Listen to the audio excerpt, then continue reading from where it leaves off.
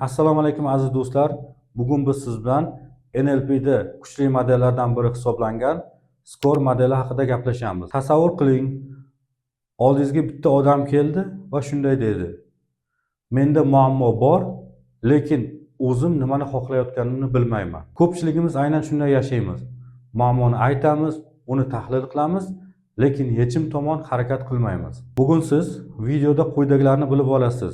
Bu model qayerdan kelgan, bu modelni kim ishlab chiqqan, nega u hanuzgacha ishlayapti va uni hayotda qanday qo'llash mumkinligini bilib olasizlar. Videoga like bosing va kanalimizga obuna bo'ling. 1980-1990 yillarda NLP juda tez sur'atlar bilan rivojlanayotgan davr edi. Ko'pchilik insonlar muammosini juda yaxshi aytib berardi, lekin ular nimani xohlayotganini bilmasdilar. Misol uchun, menda qo'rquv bor, men qo'rqaman, men o'zimga ishonmayman. Shunda terapevt ularga quyidagicha savol berardi: "Xo'sh, siz aslida nimani xohlaysiz?" Shu paytda ko'pchilik insonlar javob bera olmasdi. Shunda NLP ichida savol tug'ildi: qanday qilib insonni muammoga emas, uni natijaga olib chiqsa bo'ladi? Va shu savol SCORE modelining tug'ilishiga sabab bo'ldi. SCORE modelini 1990-yilda mashhur NLP mutaxassisi Robert Dilts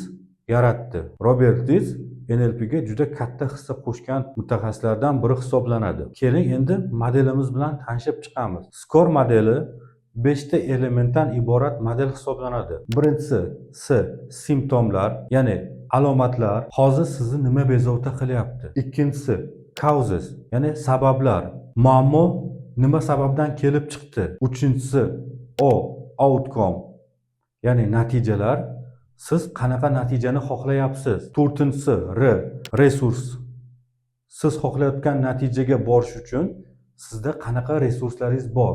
Va beshinchisi effects, ya'ni ta'sirlar, siz xohlayotgan natija sizni hayotingizga qanaqa ta'sir ko'rsatadi. Mana bu SCORE modeli edi. Keling endi buni real hayotiy kes orqali tahlil qilamiz. Mijoz keldi: "Men biznes boshlay olmayapman."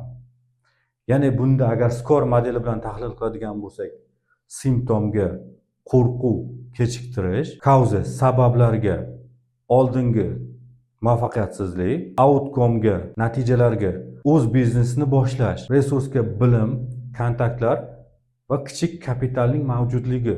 Effektga nimalar kiradi? Ya'ni agar siz biznesni boshlasangiz hayotingizda qanaqa ta'sir bo'ladi? Mustaqil bo'laman, o'z daromadimga ega bo'laman va o'zimga ishonchim ortadi. Nega SCORE modeli ishlaydi?